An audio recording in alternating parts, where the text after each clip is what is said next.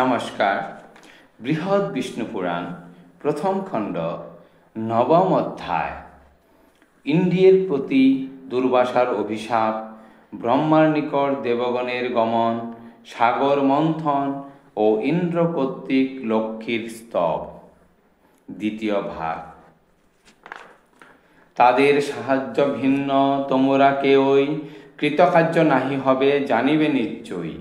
এই হেতু তাহাদিগে করিয়া সহায়, সাগর মন্থন সবে করহ তরায়। অমৃত উঠিবে ক্রমে সাগর মন্থনে, বলবীর্য হবে বুদ্ধি সে অমৃত পানে। অমরত্ব লাভ তাহে হবে সবাকার, নাহিক সন্দেহ ইথে বচন আমার। সহকারী হবে বট যত দৈত্যগণ, কিন্তু এক কথা বলি করহ শ্রবণ। অদ্ভুত কৌশল আমি করিয়া বিস্তার, অমৃতে বঞ্চিত আমি করিব সবার।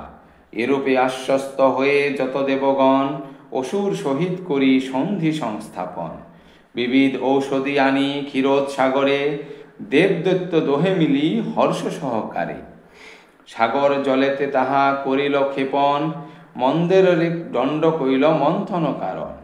মিলিয়া সকলে রজ্জু করি বাসুকিরে, মথিতে আরম্ভ করে ক্ষীরোদ সাগরে। বিষ্ণুর কইল কৌশল ক্রমে যত দেবগণ, বাসুকীর পুচ্ছ দেশ করিল ধারণ। অসুরেরা মুখ ভাগ ধারণ করিল, বিষাক্ত নিঃশ্বাস অঙ্গে লাগিতে থাকিল।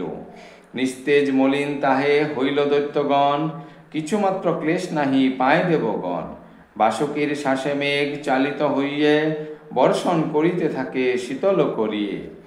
তাহে স্নিগ্ধ হতে থাকে যত দেবগণ, তারপর শুনো শুনো ওহে তপধন। সনাতন নারায়ণ কূর্মরূপ ধরি, পৃষ্ঠদেশে ধরিলেন সে মন্দর গিরি। রজ্জুরূপে সর্পে টান দিতে দেব দৈত্য, অবাধে ঘুরিল তাহে গিরি অবিরিত। এরূপে সাগর বাড়ি করিলে মন্থন, প্রথমে সুরভি ধেনু হয় উৎপাদন। তাহা দেখি দেবদৈত্য আনন্দে ভাসিল, উহারে লোভিতে সবে বাসনা করিল। তারপর পুনরায় করিলে মন্থন, শ্রীমতী বারুণী দেবী সমর্থিত হন। মন্দিরার অধিষ্ঠাত্রী দেবতায় ইনি, ভীষণ আবর্ত উঠে সাগরে তখনই। বারুণী সৌরভে বিশ্ব হইল আমোদিত, এরূপে বারুণী জন্মে জানিবে নিশ্চিত। তারপর পারিজাত উঠে তরুবর, রূপবতী অপ্সরারা উঠে তারপর। চন্দ্রমা উঠেন পরে সাগর মন্থনে, শঙ্কর লয়েন তারে অতীব যতনে। শিরোপরি চন্দ্রমারে করিয়া স্থাপন, মহেশ ভবানীপতি আনন্দে মগন। ক্রমে ক্রমে সমর্থিত বিষ অতপর, গ্রহণ করিল তাহা ভুজঙ্গ নিকর। এরূপে সকল দ্রব্য সমর্থিত হইল, ভগবান ধনন্তরী উঠে তারপরে। করিতে অমৃত পূর্ণ কমলণ্ডু ধরি, উঠিলেন ধসন্তরী শ্বেতাম্বরধারী। তাহা দেখি দেবদৈত্য মহাঋষিগণ, আনন্দ জলাধিনীরে হন নিগমন। হর্ষচিত্ত প্রকাশিল সবার বদনে, তারপর ঘটে যাহা শোনো অবধানে। দক্ষিণ করেতে পদ্ম করিয়া ধারণ, হাস্যাননে লক্ষ্মী দেবী সমুদিত হন। চারিদিক আলোকিত হইল কিরণে, ঋষিয়া আরম্ভে স্তব উৎফুল্ল নয়নে। বিশ্বাবাসু আদি করি গন্ধর্ব নিকর, মধুর স্বরেতে গান করে অতপর। যত অপ্সরার দল ঘৃতাচি প্রভৃতি, আনন্দেতে করে নিত্য মনোহর অতি। ভাগীরথী আদি করি যতেক তটিনী, আবির্ভূত হয় আসি তথায় অমনি। লক্ষ্মী দেবী সেই জলে করিবেন স্নান, এই হেতু নদীগণ আসে সেই স্থান। দিক হস্তি সবে আসি সুবর্ণ কলসে, স্নান করাইয়া দিল দেবীর বিশেষে। ক্ষীরোদ সাগর তথা হয়ে মূর্তিমান, অম্লান কমলমালা করিল প্রদান। বিশ্বকর্মা নানাবিধ আনি বিভূষণ, দেবীর অঙ্গেতে সব করিল অর্পণ। ত্রিলোক মোহিনী লক্ষ্মী এহেন প্রকারে, বিভূষিতা হয়ে মাল্য আর অলঙ্কারে। হরিবক্ষ স্থলে শেষে লোভিল আশ্রয়, তাহা দেখি আনন্দিত সবার হৃদয়।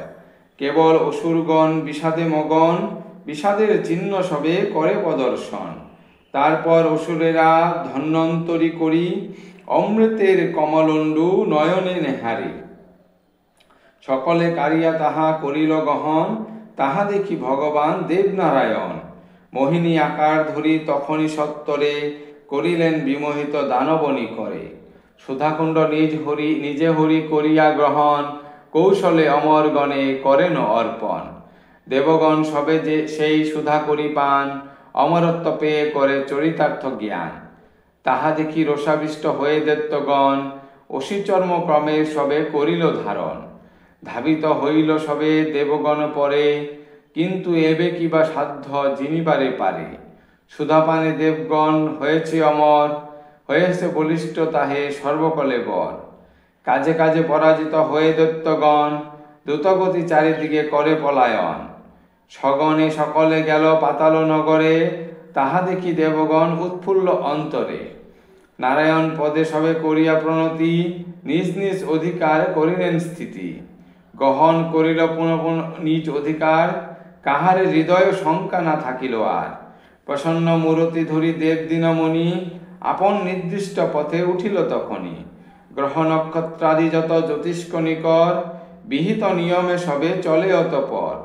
সমুজ্জ্বল প্রভা অগ্নি করিল ধারণ, ধর্মকর্মে রত হইল যত জীবগণ। অধিক বলিব কিবা শুনো এক মনে, এই রূপে লক্ষ্মী যদি উদিলত ভুবনে। ত্রিলোকে মলিন ভাব না রহিল আর, সবার হৃদয়ে জাগে আনন্দ অপার। তারপর সচিপতি অমর রাজন, সিংহাসনে পুনরায় করিয়া হরণ। পুনর্চচিযুক্ত হয়ে পুলকিত মনে, লক্ষ্মীরে করেন স্তব বিহিত বিধানে। ইন্দ্র কহে ওগো দেবী ভুবন ঈশ্বরী, নিরন্তর করবাস বিষ্ণু বক্ষ পরি। কমলে সম্ভব দেখি হয়েছে তোমার, তুমি সিদ্ধি সদা সাহা সন্ধ্যারাত্রি আর। তুমি প্রভা তুমি শ্রদ্ধা মেধাব স্বরূপিণী, সরস্বতী যজ্ঞবিদ্যা তুমি গো জননী। মহাবিদ্যা গুহ্যবিদ্যা আত্মবিদ্যা আর, সকলই তুমি গো দেবী শাস্ত্রের বিচার। তুমি দেব কৃপা করো যাহার উপরে, অবহেলে সেই জন মুক্তি লাভ করে। আম্বিক্ষিক্কি ত্রয়ী বার্তা আর দণ্ড নীতি, সকলই তুমি গো দেবী শাস্ত্রে হেন গীতি। সর্বস্থানে সদা তুমি করো অবস্থান, তোমার আশ্রয় হন বিষ্ণু ভগবান। তোমা বিনা কোনো নারী অবনী মণ্ডলে, যজ্ঞময় হরিদেহ লোভিবারও পরে। বারেক তেজিয়া ছিলে এতিন ভুবন, সর্বস্ব সেহেতু প্রায় বিনষ্ট তখন। পুনশ্চ স্থাপিত সব করিলে আবার, অসাধ্য সাধিতে পারে কৃপাতে তোমার। পুত্র দ্বারা বন্ধুক গৃহ ক্ষেত্র ধান্য ধন, তোমার কটাক্ষ সব হয় উৎপাদন। তুমি কৃপা নাহি করো যাহার উপরে, আরোগ্য ঐশ্বর্য তার না হয় সংসারে। সুখ লাভ কবু নাহি পায় সেই জন, কবু নাহি হয় তার অরাতি নিধন।